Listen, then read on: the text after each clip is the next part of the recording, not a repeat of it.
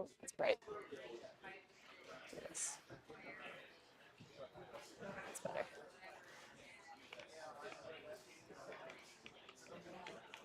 Hey everyone, welcome to Astronomy on Tap. We're going to get started with trivia, and then we'll announce our speaker and have our talk for the evening.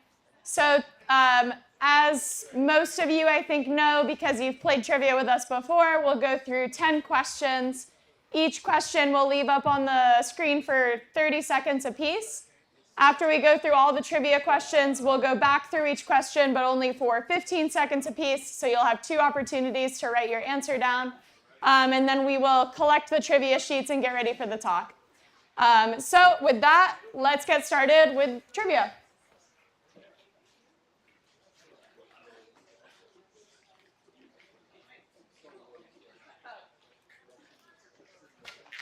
Sorry, forgot to mention, on Friday, there's going to be another astronomy outreach event. It's called Crash Course. It's at 7 p.m. It's basically a comedy show where we have comedians face off in trivia against members of the audience, and there will be several folks from the UW Astronomy Department giving presentations. So you can look that up if you're interested. Now trivia.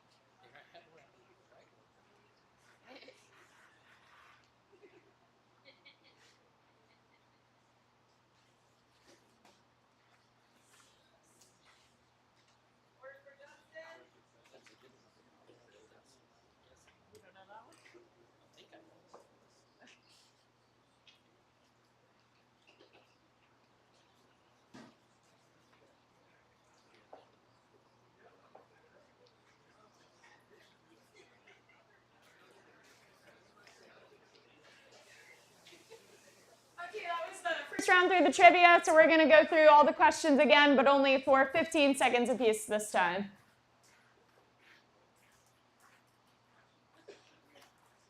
So after this, switch to your presentation, what's the trivia sheets, and then I'm going to give you the answers. I'll do that after this, and then.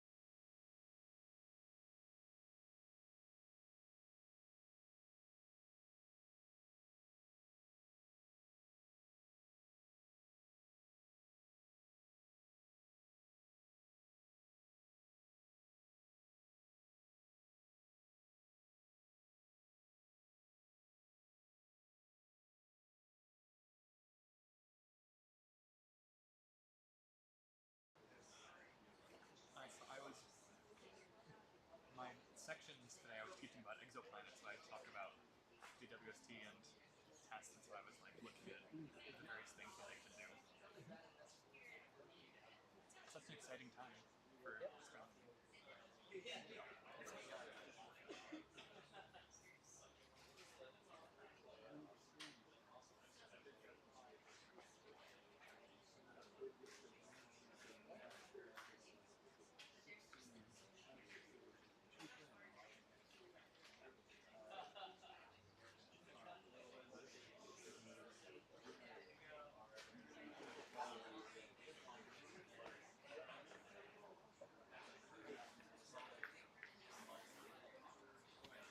Okay, if everybody feels like they have their trivia answers down, I'm going to ask you to bring your trivia sheets and the golf pencils, please, to Bo at the front, and we will grade those during the talk.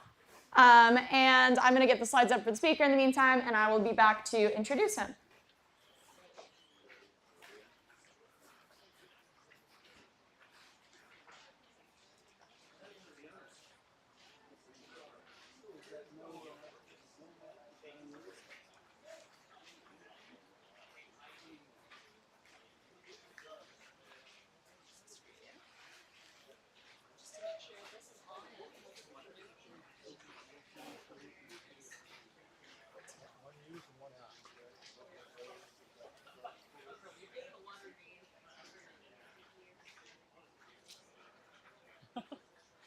It looked like you were just waving to the camera.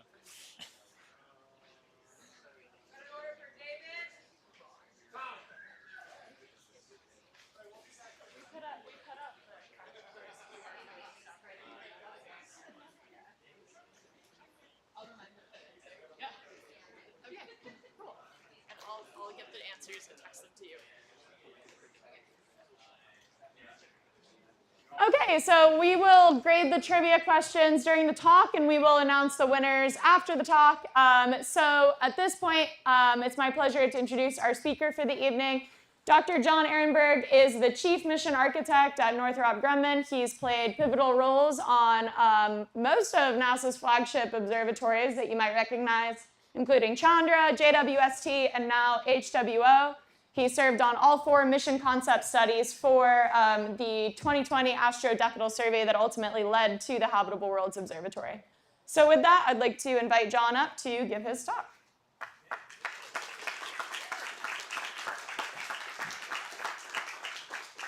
The first thing I'll do is adjust the microphone because I'm shorter than Megan. Can everybody hear me? Okay. So as I stand here and look at this wonderful crowd, first of all, thank you for joining us and joining me this evening. I get to share a little bit about what I've done, what I will do, and the path to doing it. And so the image behind you is one of which I'm very proud.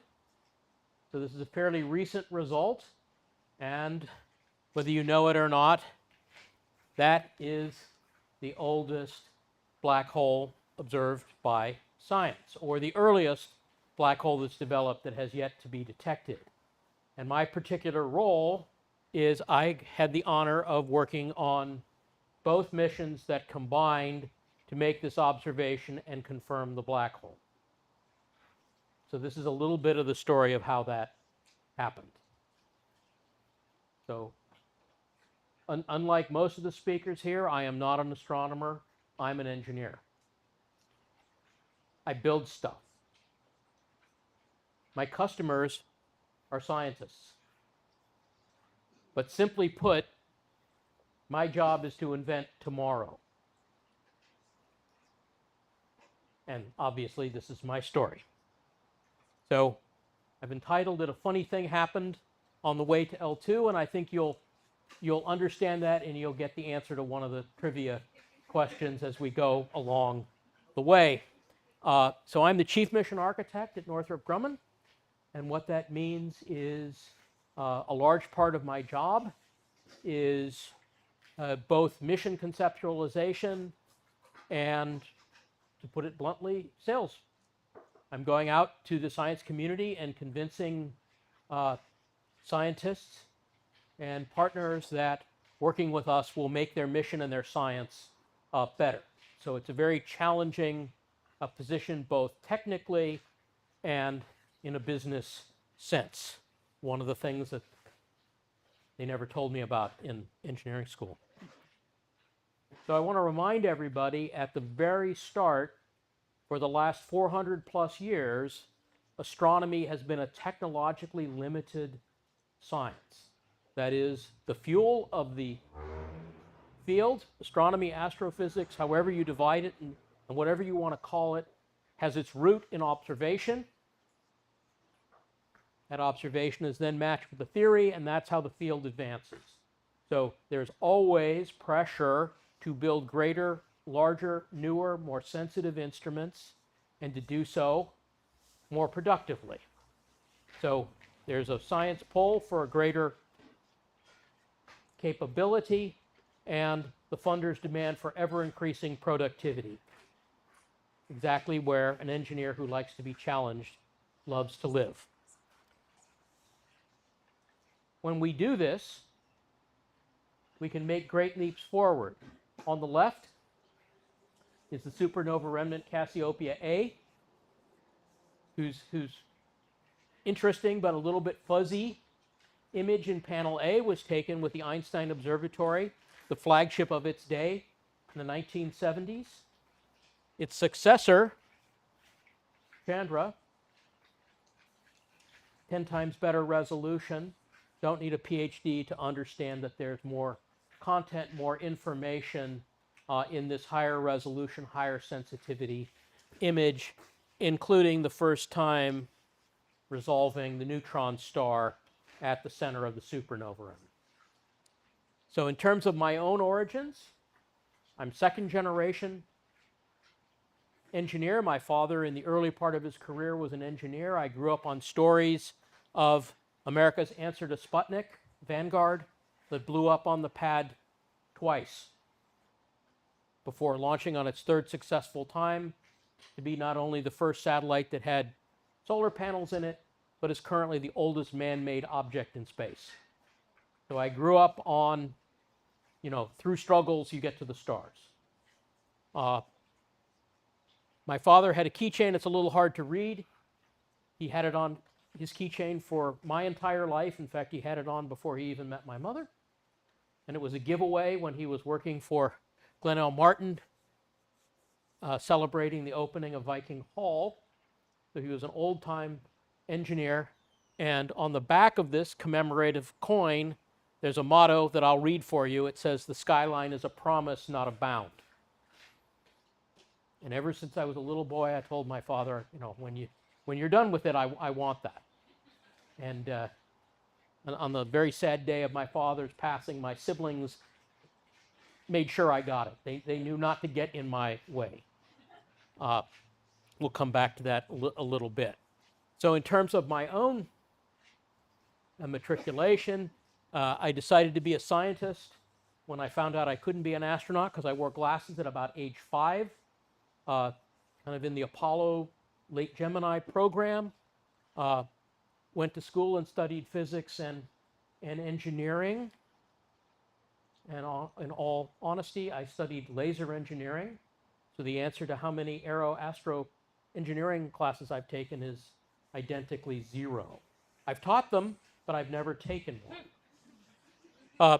I worked a number of technologies, never being shy about finding a good physical problem to work on. But here was some of the work on AXAF, now Chandra,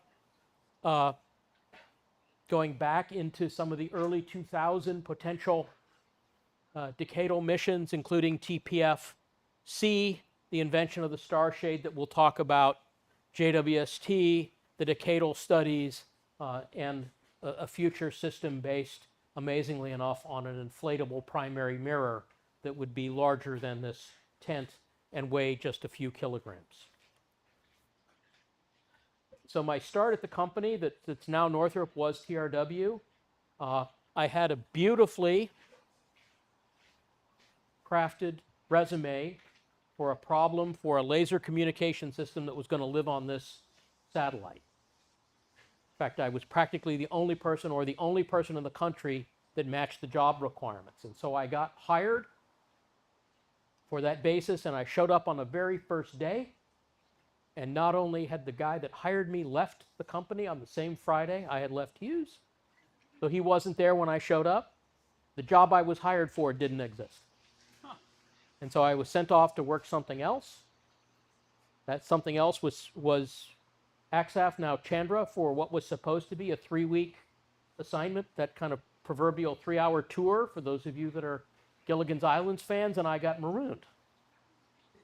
Okay, so I learned something. Here is one of my favorite kings in English history. This is King Canute, perhaps the 3rd most famous English king of the 11th century, but he's best known for having his throne taken to the edge of the English Channel and commanding out the tide.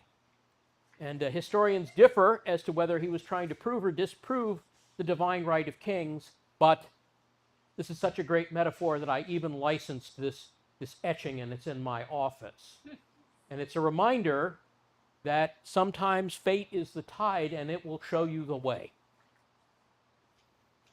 So I accepted that offer to go do something other than what I studied in graduate school, and that led me to 9 years on Chandra and turned into being chief engineer on James Webb and my current position. So X-ray mirrors are kind of funny, okay? If you were to think of them as a bathroom mirror at normal incidence, and I apologize for the small size of the graph here, and you do the calculation with the index of refraction, you would find that it reflects only a few parts per billion. So this is a very poor way to make a telescope. But if instead you reorient the mirror and come in at a very shallow grazing angle, you could get almost perfect reflection. And if you're driving down a highway and the sun is setting directly in your eyes, you've even seen a shiny reflection off asphalt. Almost everything in the universe is shiny at grazing incidence, asphalt, concrete, but especially highly polished mirrors coated with noble metals. So this is how we make an X-ray telescope. And for those of you that are looking at this plot, this is what's called the principal angle, or it's the equivalent of the Brewster's angle in a lossy metal. So it behaves exactly like all the other materials in the universe. You just have to look at things a little differently. And so it leads to the construction of this very odd looking telescope. It's made up of these cylindrical optics. In the case of AXAF or Chandra, it's 8 pairs, a parabola and a hyperbola. It's essentially a Cassegrain design, but it's in this weird grazing incidence. Each of these have to be lined up to be coaxial and cofocal so that all photons go to the same place. And what it means is these large nested mirrors, they're about 4 feet high, 3.5 feet high, sorry, 800 or so millimeters high, and varying in size from 600 millimeters to 1.5 meters. They have to be lined up to a fraction of a micron and oriented to a tiny fraction of an arc second, or just a few milliradians. And they all have to, and it has to survive launch, and it has to stay there throughout its life. So I did a lot of different things. Originally, I was hired to do what we call test interfaces, which was assign wires and who sat where in the control room when we did our first demonstration test that allowed us to get the program. But as the program went along, that didn't keep me busy full time. And so as it went along, I would sit in meetings and people would raise problems. And if nobody else said, you know, this is my problem, my A-type behavior, I'd stick up my hand and said, I'll do it. Usually before my hand went up, I thought to myself, how hard could this be? Most of the time it wasn't that hard. A few times it was really hard. But that's the fun. I learned a lot. I essentially taught myself an entirely new set of technologies, how to deal with a whole new set of customers. X-ray astronomers, I didn't even know they existed before I got assigned here. And I found out that fate had put me in exactly the right place with the right preparation to complete this job. And so I did lots of things, learned all about systems engineering. Another thing I do and teach, even though I never took a class in it, quite honestly. And on July 23rd, AXAF, now called Chandra, roared into space on STS-93, very proudly commanded by the first woman to command a space shuttle, Colonel Collins. And we started the 26th year of our 5-year mission in July of this year. So it was supposed to last 5 years. We're on the way to 30.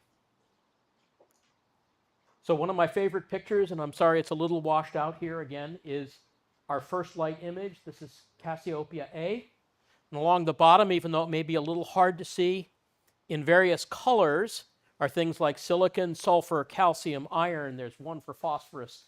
And I love this because along with the visual confirmation and the fact that most of the universe is hydrogen, the hydrogen in this supernova remnant, everything required to make DNA is present in this supernova remnant. So, common theme of the field is the search for life. This is step one. Got to have atoms before you can have planets, before you can have critters. So, helping to find and define that story of life is just insanely exciting. So I went off after Chandra. I did some other things, solar cell inspection, technology, materials, basically anything that paid.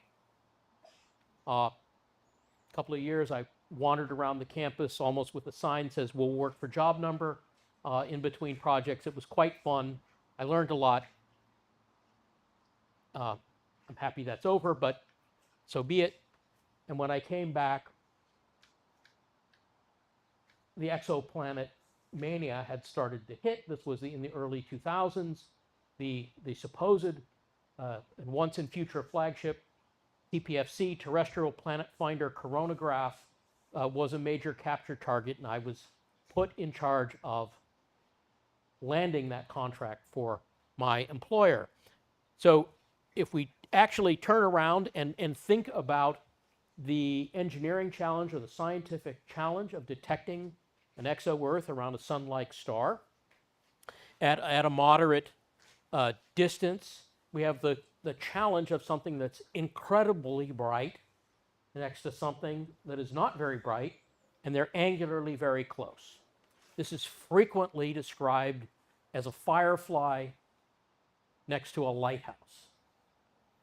So over here, with the help of somebody who had, one of my colleagues who had very fun time with units, we did the calculation, and we put the firefly 9 millimeters, not 1 centimeter, not 1 inch, but 9 millimeters away, because that matches the half microradian when you view that lighthouse from 1 nautical mile, because they had a nautical sense because it was a lighthouse. We couldn't use a statute mile. It turns out that that's 100 times easier than detecting the firefly. And yes, we did go to the library and looked up the luminosity of the brightest lighthouse or the average lighthouse and a typical firefly.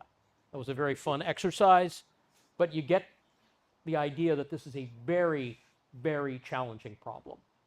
And of course, we're facing it. It hasn't changed in the 20 plus years that people have been considering it. And so this led in the early 2000s to some very interesting, quite elegant mission concepts. The NASA design for the TPFC, the TPFI, which is an interferometer, which does the starlight nulling in a different way and in a different band. In the infrared, this problem is not 1 in 10 billion, it's only 1 in a million. But you have to make cryogenic optics. It's 6 of one, half dozen of the other. It's very challenging.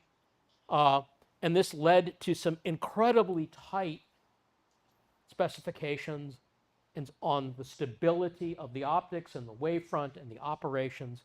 We still have them today, but it led to some very complicated missions. So as we were working our way through that, and I was trying to come up with ideas of how we can simplify the design, I was at, I believe it was a AAS meeting in Atlanta, and somebody walked up and said, "Have you read the report about the pinhole camera?" I said, "No." They said, "You should." So I got a hold of it, and there was a professor at the University of Colorado working for a group called NIAC, which is the NASA Institute for Advanced Concepts, looking at a very out-of-the-box idea of making a pinhole camera.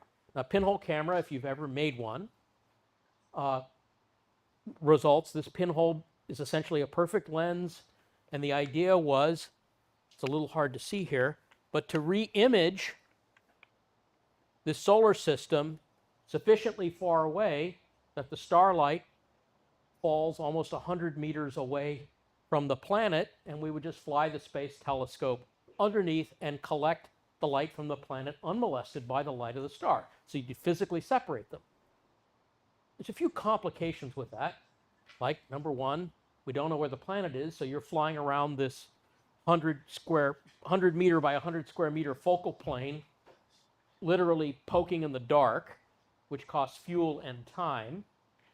And when we went to talk to him, I said, "You know, you've looked at the diffraction from the inside." I said, "What about the diffraction from the outer perimeter?" And he gave me this look like, oops. I love correcting professors, by the way. They did it to me. I think it's only fair.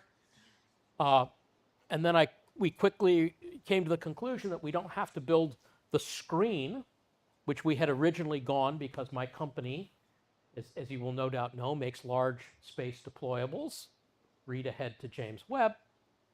So we were going there to look to make this aperture. Right? Well, aperture didn't seem like it was going to work, so we had a disk, and about 20 minutes later I said, "You still have the problem of having to fly around this crazy focal plane. That's going to be hard." And I said, "Why don't we just apodize the edge to get rid of the diffraction?" The professor looked at me and said, "You can't do that." And I said, "Really? Take out Maxwell's equations and show me you can't." Right?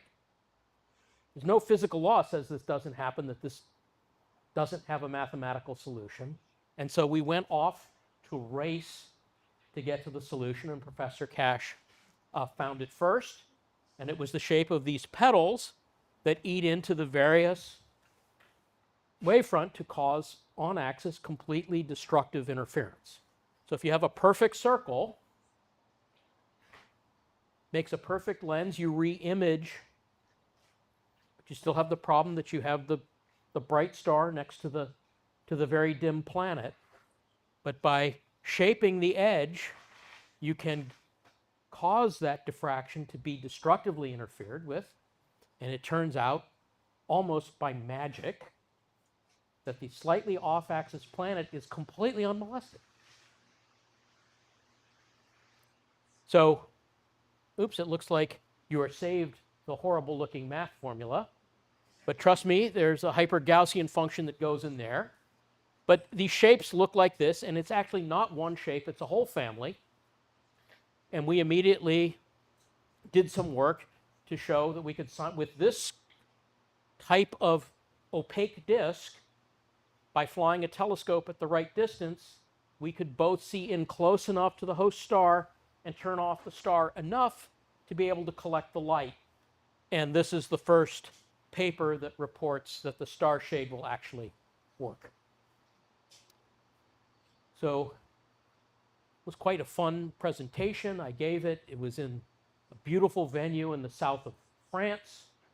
The actual meeting was in the cistern of an old fort that had been turned into this beautiful little village's town hall. And I remember I was at this International Astronomical Union meeting. I was the only person from industry, right? And when I gave my talk, a third of the people were asleep, a third of them thought I was nuts, and a third of them were very excited. And the starshade was born, and it was one of the more memorable talks I've given. Now, fast forward to about 2016, this insurgent idea began to get attention at NASA, became actually for quite a while a technology project from the exoplanet office. And while I was off working on James Webb at this time, my colleague Steve Warwick and some friends actually were going out in the field to show that the star shape worked. And so our most showy demonstration was here at the McMath Solar Telescope. Now, we did do the experiment at night, but you can't see the telescope at night, so the picture was taken during the day. And we chose this particular telescope because at the top, it's got a heliostat, which is there to chase the sun and take out the rotation during the day, but it works just as well with stars at night. So we hooked it up with a star shade, and to get the right distance, we had to bounce the light down across the parking lot, almost a kilometer, and into a telescope. Okay? So this is Vega. So it's a very bright star. You can tell that because it's got a name, not a telephone number. Okay, and let's zoom in. So here's Vega. No star shade. We move the star shade in. Vega goes away. These two stars here were in the catalog. There's two stars here. Trust me, they're there. They're probably hard to see with this projector. But there were two stars that weren't in any catalog. So we proved in a non-sky demonstration that the star shape would work. We removed the star shade, and I'm sure you're all relieved to know that Vega came back into the night sky. So as that was going on, I had been fortunate enough to be selected to do a technology demonstration for the Webb telescope. That eventually turned into being the deputy systems engineer in charge of design integration, which meant it was my job to make sure all the parts work together. Think of it as a conductor at a symphony. And then eventually the systems engineering manager and then chief engineer with essentially the same responsibility. So Webb has organized around 4 main science themes. The chief amongst equals here is detecting first light objects. Okay, I'm happy to say that I've been showing this slide for 18 years, And in the beginning, all of these pictures were cartoons or other surrogate images from other telescopes showing what Webb will do. I'm happy to say that this is a collection of our first light images showing what Webb is doing. So this was the initial deep field. This is, at the time it was released, was the deepest infrared look into the sky, to the night sky humanity had. Assembly of galaxies, because we can take the earliest images, the baby pictures of the universe, we can watch it grow up at intermediate at ages and understand how the early galaxies go from being, quite frankly, lumpy and ugly into the elegant, evolved, complex structures that we find today, right? And the astronomers would say explaining the Hubble sequence, and that's the origin and the evolution of galaxies. And in fact, there's an instrument on Webb that is capable of taking hundreds of spectra in a single frame that then allows astronomers to get the data necessary to make the observations of tens of thousands of galaxies to draw proper statistical conclusions. Inside the galaxy, because we have a large infrared telescope and that light is not scattered by the gas and dust, we can peer inside stellar and planetary nurseries and collect the light out and understand the physics, the chemistry, the dynamics of the birth of stars and planets. And then finally, we can interrogate those bodies. I call this solar systems ours and theirs, because we can collect light from any solar system object outside the orbit of Mars. That includes planets, minor planets, comets, and other fascinating objects, as well as collecting spectra from exoplanets or extrasolar planets. So the net result here is a truly revolutionary space telescope. It's a telescope that is designed uniquely for space. It does not meet spec on the ground. Literally. These mirrors here, basically 4-foot-high beryllium hexagons, when they're first formed and fully solid, they weigh 200 kilograms apiece. The first step in manufacturing is to remove 92% of their mass. So the mirror elements themselves weigh 20 kilograms. If you're a gym rat like me, that's the size of a big plate. So if you've got a good grip, you can pick it up with one hand. I wouldn't recommend it. You can drop it on your toe, but you can. And this is coated with 45 grams of gold to enhance its infrared reflection, and beryllium was chosen because it has near zero coefficient of thermal expansion in the range at which it must operate. So when we were testing at the Johnson Space Flight Center, the gravity drooped all of the mirrors so that they were hundreds of nanometers out of spec. But that was okay. Our models were able to predict it to within a nanometer or two, and we were able to predict the blob correctly. So the other true revolution is the ability to verify performance without an end-to-end test. That doesn't mean we didn't have tests. It meant we tested big parts of it and put it together with a model that was then validated, allowing us to conceive of even larger, more precise systems, think habitable worlds and its descendants. The other uniqueness is this is a telescope that's larger than the current generation of rockets that had to fold up. This sun shield is an SPF 300,000 or so parasol, attenuating well over 250,000 watts, that only radiates about 1.5 watts or so to the telescope. So much so that if you analytically pick the Webb telescope up and move it to Jupiter, effectively turning off the sun, the temperatures here don't change. So all of our parasitics are all conducted. The sun is effectively completely turned off for the purposes of the engineering. This is entirely passive. and it's done through the shape of the 5 layers, creating the 4 V grooves of the sun shield. It's actually a very impressive, complicated optical mechanical system that took a while to appreciate. It was more than just a mechanical system to get working. This enables the mirrors to operate at actually below their 45 Kelvin operating temperature. The instrument's the same. The long wave instrument is actually actively cooled with a closed cycle helium refrigerator called a cryocooler. But it didn't start out fully formed. In fact, like all mission ideas, it starts with an idea. There's the obligatory pencil sketch. I also counsel all of my new principal investigators that if they don't have a cocktail napkin sketch, to please make one and put it in their desk so that we can have it for the launch party, because that's now become par for the course.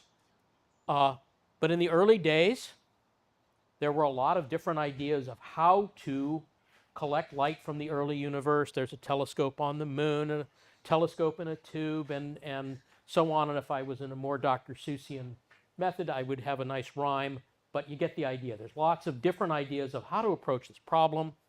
As we began to go into industrial studies, the government came up with what we call the yardstick design to compare the designs coming from the competing industrial teams. So this was an early TRW design that got linked eventually with our colleagues at Ball and became the winning design that we got to execute starting in the early 2000s. So there's a couple of attributes that I want to explain. These are fundamental to the operation of James Webb, one of which is that the observatory has to be cold, and the other is, why is it in this wild orbit 1 million miles away from Earth and beyond the reach of the repairman? Okay, so we're going to start off with this image of, it's certainly my favorite constellation in the northern sky. This is the constellation Orion. It's the easiest, perhaps the easiest one to identify. And if you don't live where I live in Los Angeles and you live in a dark sky place, this is what the sky looks like. It's, as they said in 2001, it's full of stars. Okay, but in the presence of light pollution, your ability to resolve and detect those faint stars gets washed out.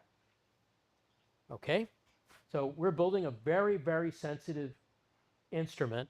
So the high levels of background limit our sensitivity, so we don't want that. And as a little bit of a reminder, Webb collects about 1 photon per second from a typical early universe object. That's not 1 photon per square meter or per square, that's 1 photon per telescope. Okay? By comparison, your eye, which is probably fairly dark adapted, is not 6 meters across or 6.5 meters. It's about 6.5 millimeters, 1/1000th, 1/millionth the collecting area. And if we had a clear sky and you saw a bright star, your eye would collect about 1 million photons. So that's about a range of 10 to the 12th. So this is a pretty sensitive little device. Now the problem is the laws of physics dictate light pollution. That is, every object in the universe radiates across the electromagnetic spectrum, and at the temperatures normally found on Webb, most of it is in the infrared. So to really demonstrate and point this out, I'm going to call upon another object, one of my favorite objects in the universe, also named Orion. Okay, 2 very important points here. Number 1, first and foremost, he's a really handsome devil. Number 2, he's an indoor kitty. That becomes very important to our story because one day we had the infrared camera that we would take to public demonstrations, and I brought it home and I took his picture. Again, 2 important takeaways. First, most important, he's still a handsome devil no matter what wavelength you look at him in. And number 2, I told you he was an indoor kitty. right? Well, you can see Orion, but you can't see the walls of my house, which are cooler than his 38 degrees C body temperature. So we turn off the light pollution provided by the universe by making our optics and our detector cold. This is why Webb has to be cold. Now, this was the watchword I gave to one of my deputy program managers when we had a little challenge to long-wave stray light. And just so you don't think we design pictures with the chief engineer's cat, we do understand the black body curve, and through a miracle, I was going to say, I won't show you the Planck function, and for some reason when we transferred the slides, the universe said, you can't see the equation either. Trust me, there's an equation there. It's called the Planck function. There's probably two groups in this audience. Those that know it, they don't need to see it. And those that have never seen it before, trust me, it won't do you any good. It's complicated to understand, but it's still nonetheless quite true. The other part of the truly amazing and big difference is what's called our L2 halo orbit. So L2 is one of 5 unique points in the orbit of the Earth around the Sun called the 5 Lagrange points. They're indicated in this not-to-scale cartoon by the 5 green dots. They do orbit completely synchronously with the Earth. Okay, and the reason we need to go to this point to make Webb successful is the following, and this is part of the design integration, how the design all fits together. To achieve the science, we need a cold telescope, which means we need to get rid of our heat. We do that by having a flat sun shield, allowing the telescope to effectively radiate to space. We also need a dark place to operate. So we have to hide the sun, the earth, and the moon, the 3 darkest things, from the telescope. You cannot do this for long periods or for any period of time if you orbit the Earth. Go ahead and try and draw yourself a picture. You can't hide them. So by going to this halo orbit in the vicinity of L2 with a flat sun shield, we can keep the sun, the earth, and the moon below the horizon of the sun shield, away from the telescope. Telescope can radiate to space. We're not too far to phone home at a high rate to get the data home. And we can find an orbit that has no eclipses. So we don't have to design a telescope, an observatory that's going in and out of the sun, so we can leave it in a highly stable environment so that we're able to, A, do science business the maximum amount of time, and we don't have to waste mass on a battery. In fact, Webb was only on its battery for 45 minutes in the entire mission. 15 minutes before launch, and for the 1,492 seconds, yes, that's the duration of the powered flight. And once we separated and got the solar array out, the battery was only there to stabilize the electrical system. Quite an amazing result. So here's a few pictures of assembly in our clean room. If you hadn't seen them before, in addition to be a groundbreaking scientific instrument, I just thought it had a beautiful aesthetic. I am biased. Please feel free to agree with me, however. So here we see it, and in various places. It's a little bit washed out, but you see a whole team of people rolling up and stowing the sun shield for deployment. It's very interesting that some of the aspects of this observatory required the very, very finest in 21st century technology and thinking and engineering, and some aspects would have been very familiar to a 17th century sailmaker. So the other lesson I learned from this is just because it's an old idea doesn't mean it's a bad idea. It just means it's an old idea. Here we are on the rollover fixture getting ready to get loaded into the container encapsulation at the South American launch site. Here is a reverse of the deployment. It shows us fitting into the fairing. One of the fundamental the challenges of fitting a 6.5-meter telescope in a 5-meter fairing. And here we are in reverse. So our solar array, the only autonomous deployment, happened a few seconds after the end of the collision and contamination avoidance maneuver, the end of powered flight, and about 3 days later, the first part of the sun shield came down. Took about 2 weeks. Right? So if you've heard folks from JPL talk about 7 minutes of terror, we had 2 weeks, 7 minutes, nothing. It is scary, by the way. I would feel for them. But we had 2 weeks. And I'm very proud to report that despite the fact that we had a giant shelf of contingency documents about as big as this table, none of them were required. There were 178 releases, 50 deployables. They all worked the first time the way their creators intended to. So here is the Eagle Nebula from Hubble and the Eagle Nebula from Webb. The deep field from Spitzer that took about a day. This picture from Webb took about 20 minutes. We're just that big a leap. That's what science needs, is those giant leaps in future missions. And that powers us on. This is the Eta Carina Nebula, one of our first light releases. Some of these features, these cosmic cliffs, are light years in size. But the angular size of this field on the sky is, the size of a grain of sand held at arm's length. Very, very tiny piece of sky, giving you an idea of the resolution. Here is the deep field that I promised you. I want to draw your attention to these beautiful diffraction spikes. Those are stars. The ones without the diffraction spikes are galaxies. So this is a fairly sparsely stellar populated part of the sky with lots and lots of galaxies. Each one of those galaxies with billions and billions of stars. But it's worth noting that we can also detect with great precision these lensed galaxies.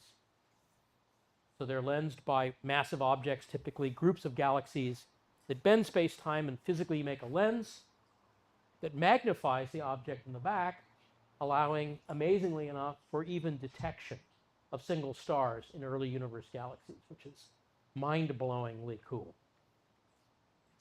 This is a Wolf-Rayet star in the nearby region. This is an early energetic star that tends to blow off its atmosphere. So here it is. I believe this one has ejected about 10 to 20 solar masses. They're very energetic, very bright, very short-lived objects. This is a star-forming region in the southern sky, Rho Fucus. And this was actually our first anniversary mission. It is hard to believe that we're in the middle of year 3, almost 60% of the way through the required lifetime of James Webb. Another early formation star, this one has jets. So the exquisite resolution allows detailed study, detailed observation get matched with models that then confirms or rejects models of stellar evolution. This is how these images help science move forward. This was the second anniversary release. It's called The Penguin and the Egg. And this is actually a series of interacting galaxies that are on their way to colliding in 20 or 30 million years, I believe the number is. Webb, I'm proud to say, is a phenomenon in many ways. I never thought I would work on anything that's on a postage stamp, but there it is. I bought a whole bunch of them. They still have them in the post office. You should too. We did so well that we were recognized with the 2022 Collier Trophy. This is the highest award in American aerospace. You'll recognize someone there. I got to go to the party, get dressed up in a tuxedo. I actually can tie my own bow tie. I was very proud of that. But this is a trophy, a permanent trophy that lives in the Smithsonian. If you go there, you will see the names of Apollo 8, Apollo 11, Orville Wright, and now James Webb Space Telescope. We're very, very proud. I did get to work and contribute through an industrial contract to all 4 of the large mission studies, essentially covering my bets, so whichever one came out on top, I could claim to be the deciding factor. I didn't do that, but occasionally you have to think large. And it was quite gratifying to be able to take my experience that NASA and the scientific community, knowingly or unknowingly, has allowed me to accumulate to kind of give it back and make this process successful.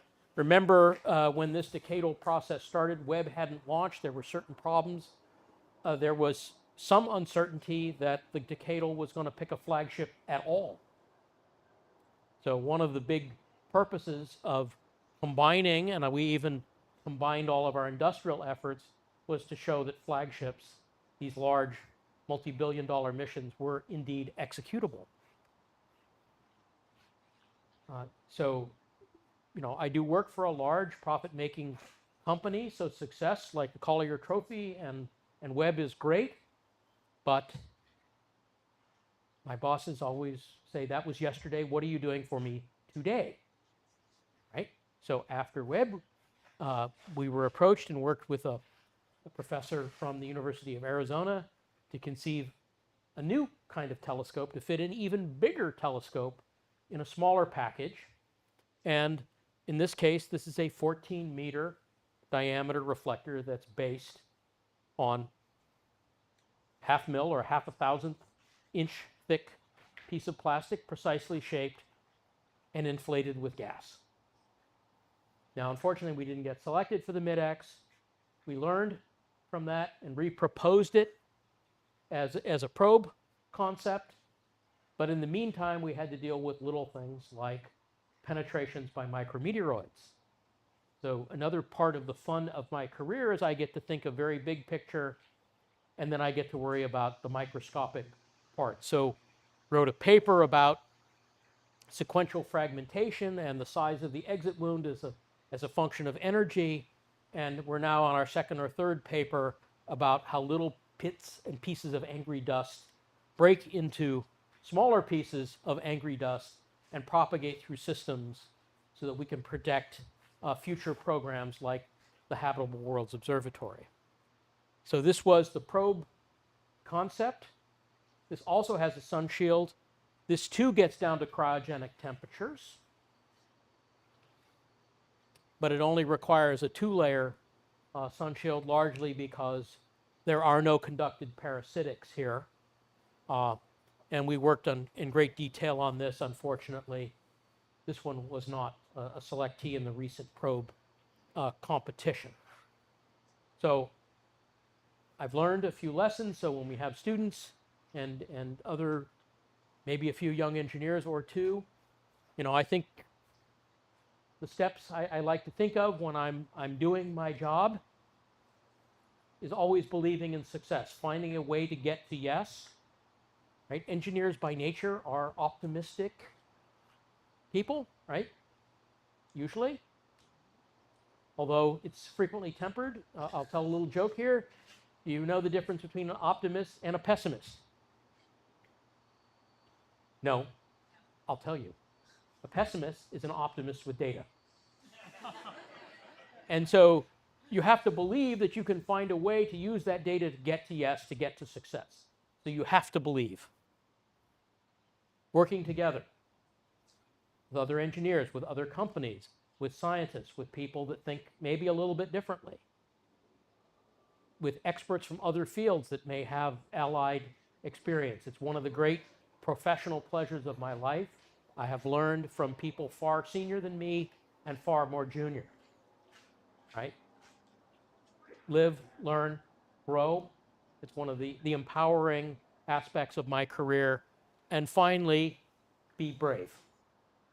Sometimes you have to believe it's going to be successful and willing to take that dare, because up until Webb completed its deployment, not everybody believed it was going to work. And Right? Frankly, it was a career risk. I don't think I'd be standing here today if it was not successful. But it was successful because everybody worked like their life depended on it to make it successful. And that's why I call Webb and the other great observatories I've worked on acts of collective genius, because it's not the brainchild of one person. It's the collective genius of a large group of highly motivated, brave believers that make these things happen. Also, to the young professionals, your career is not a straight line.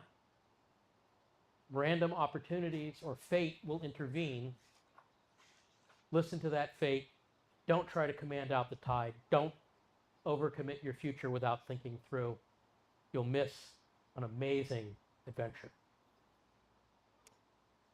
In case it's not clear from my enthusiasm, I love what I've done, what I'm doing today, and whatever tomorrow will bring. I do have this picture on my desk, both at work and in my home office, and I talk to that 5-year-old John every day and ask him, are we having fun? Did we make progress? And occasionally I ask him if he's proud of me. And then just like on the key fob that my father showed me from when I was teething to the day after he passed, both of us here cannot wait for the challenge of tomorrow and the promise that the skyline brings. And with that, I will say thank you, and I'll take any questions.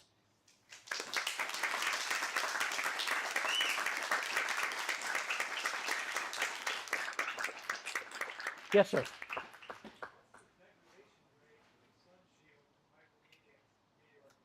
Oh, what a good question. Can you repeat it? Yes, Megan, I was going to repeat it because that way I can confirm that I heard it correctly. So the question the gentleman asked is, what is the degradation rate of the sun shield due to micrometeorites? So here's a couple of fun facts. Number one, we actually did calculate it and put a huge uncertainty factor on holes on the sun shield. So basically, the sun shield will last well past the fuel. So at the current rate, the sun shield won't go out of spec until the 2050s or the 2060s. But I will ask a quick trivia question.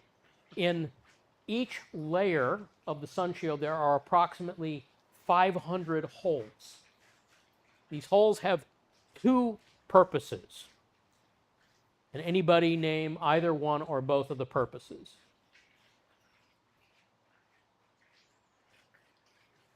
Go ahead. Drain condensation from cooling systems. Okay, the answer was drain condensation. Close enough that I will give it to you. One of which is when we were launched, right? The fairing had 1 atmosphere of pressure in it. We had to get the gas out of the sun shield because each of those layers is thinner than a hair. Layer 1 is 2 mils thick, 50 microns, about the width of your hair if you should have one. And layers 2, 3, 4, and 5, the upper layers are 0.5 mil. Yes, 0.5 mil thick. Sorry, 1 mil thick, 25 microns thick. They cannot support a pressure much above 1/100th of a psi or they will burst. The other reason that there's 108 release points is once the sun shield was folded, it had to be stowed so it didn't get tangled and failed to deploy. So there's 500 odd holes. One of the fun problems is they all had to line up when the sun shield was stowed so that gas could leave out the short way and out the long way. And guess what? They had to not line up when it was deployed. So we had to come up with a way to prove that they weren't lined up, and that was a very fun problem. But actually, once we figured out how to solve it, I let my intern finish the end of it, and turned into a wonderful a senior project for him. Next question. Yes, sir. So with Starship, there's obviously a much larger vehicle in terms of fairing size, and also launch cadence is much higher. So for these new the discussion of new space telescopes, has there been much consideration of like, here's how Starship will affect the types of things that we can do yet, or is it still kind of too early? Oh yeah, yes. So there are adherents to a new launcher changes everything. I am not in that school, right? New launchers offer opportunities we didn't have before, but they fundamentally don't change the challenge of the device physics. So for example, habitable worlds has to be stable to 1/1000th of the level of disturbance of James Webb. And that's going to be the organizing principle, but a larger launcher will offer more options, and the relief of a little bit less constriction on the volume and the mass.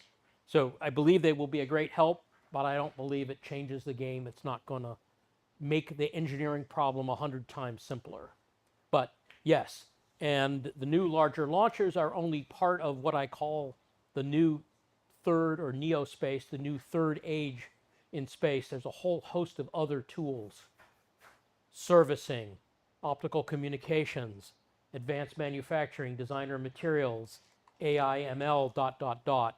And quite frankly, we're deciding how much of those and how are they going to weigh in on the architecture of future systems. So yes, it's a tremendous amount of interest and comment on the new capabilities that the new various actors are bringing.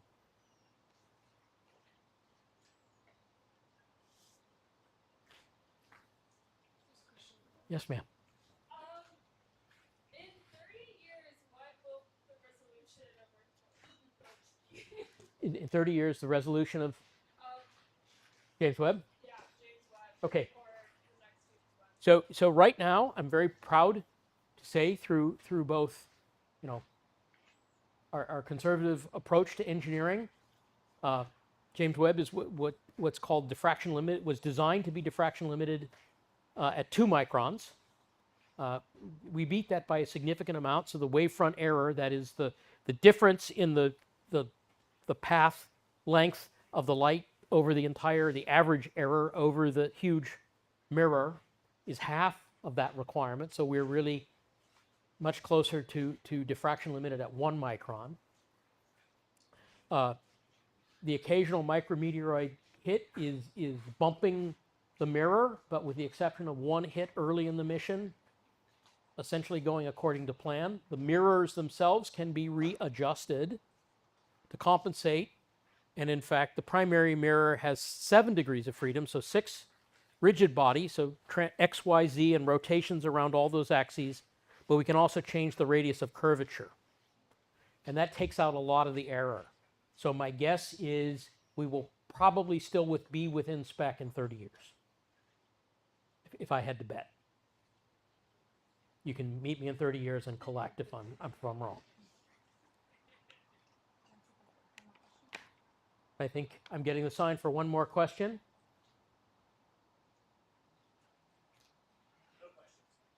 No questions. I think there's one in the back. Way in the back.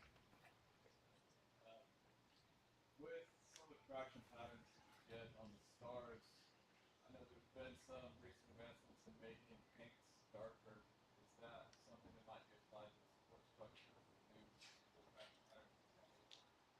Let's see. I'm going to move close so I can hear you. I think I heard 80% of the question. I want to get it. So, can you say that again?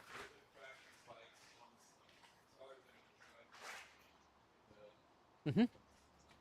There's been paints recently that were very dark. Okay, got it. Okay, got the question. Okay.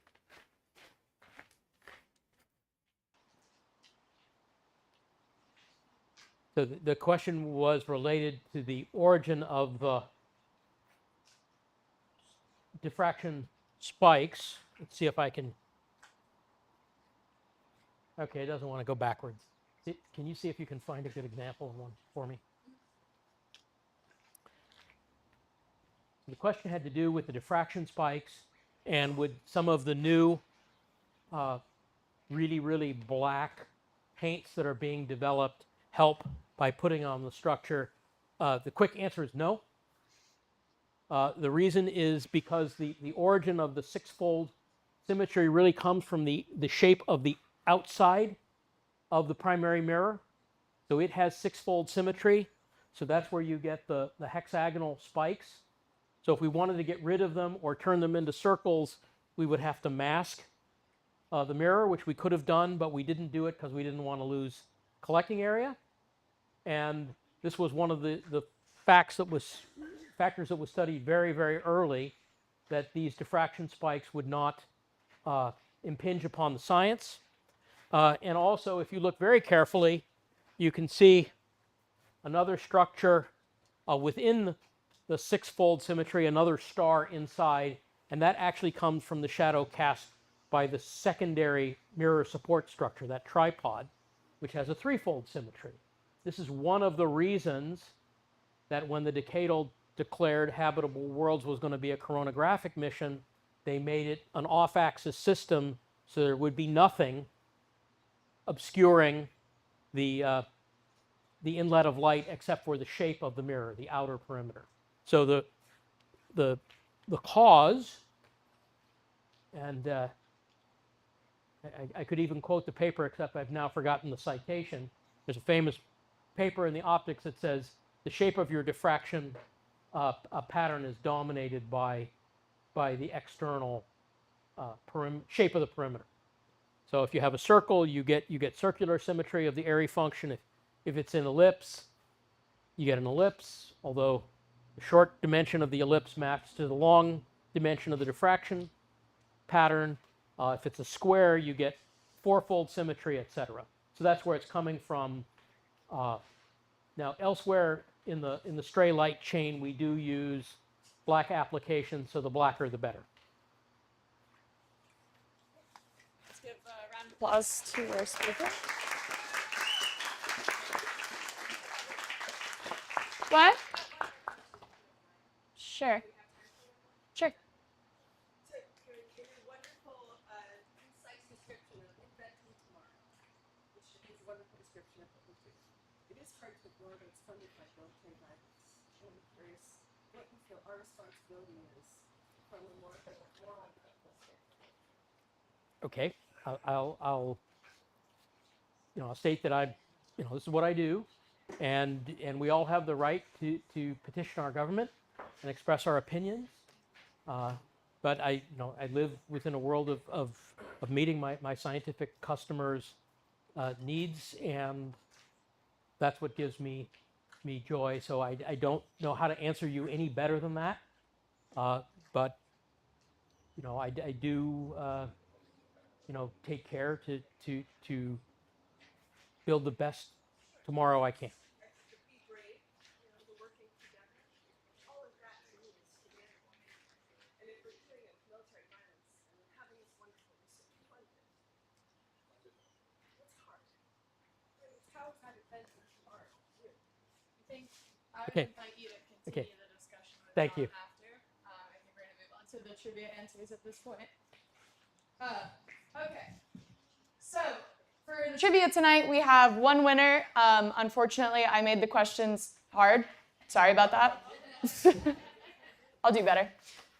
So question one. It's not working because you turned it off. Engineer. Okay. So the answer to the first question is B. The Chandra can study particles up to the last millisecond before they're sucked inside a black hole. The answer to the second question is also B. The Habitable Worlds Observatory will be focusing on ultraviolet and visible UV-vis wavelengths. The answer to question 3 is D. Chandra was the Advanced X-ray Astrophysics Facility, or AXAF, before it was Chandra. The answer to question 4 is B. JWST is in a Lagrange point 2, or L2 orbit. John explained why that's favorable. The answer to question 5 is also 5, somehow. A, 5 layers. The answer to question 6 is 600 degrees is the difference, Fahrenheit is the difference between the hot and the cold side of JWST's sun shield. The answer to question 7 is 0. John has taken 0 classes, and it shows. I'm just kidding. I'm kidding.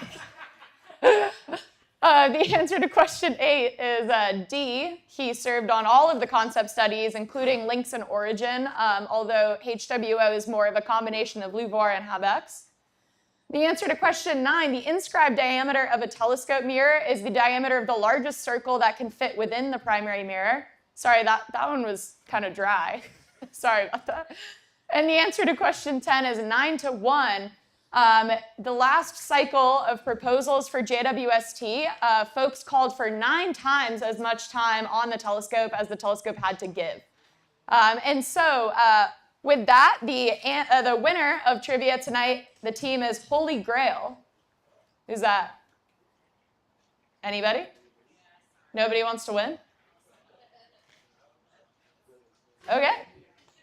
Oh, they were. Oh, okay. Well, then, I don't know, Bo, do you want to pick a different winner?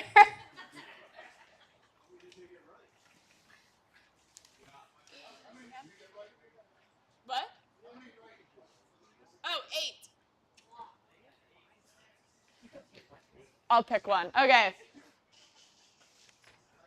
I'm picking one at random, and I won't say how many you got right. Well, we had 4. We have enough stuff. Yeah, okay, so second place is 6 right, and 5 people got 6 right. So there's Halions. Well done. There's Grundle Hammer. Eastside Dark Energy. Gina. It was also John's first intern, by the way. And Crash Course, Exoplanets Rule. Is that you? That wasn't you? Okay, sorry, the owner. Oh, hey, are you guys coming to Crash Course? Woo! Okay. Which is a fantastic segue into, yeah, that's everybody. Which is a fantastic segue into what will be my final point that I began the night with, which is that you guys should all come to Crash Course Seattle on Friday, which is going to be about, it's a show where you have comedians face off with members of the audience and trivia about various scientific talks. I will actually be one of the speakers that evening. Thank you. I appreciate that. And there will be 2 other speakers who are professors at the University of Washington, Dr. Jim Davenport and Dr. Emily Levesque, who have both been speakers at Astronomy on Tap in the past. So we'd love to see you there. And then I'll just note, like we have done in previous years, because so many of the organizers of Astronomy on Tap are traveling next month, we will skip December, and we will be back with Astronomy on Tap in January. So keep an eye on our social medias and our websites for the announcement of that date. But I imagine it will be the 4th Wednesday in January, per usual. So thank you all so much for coming, and please get home safe.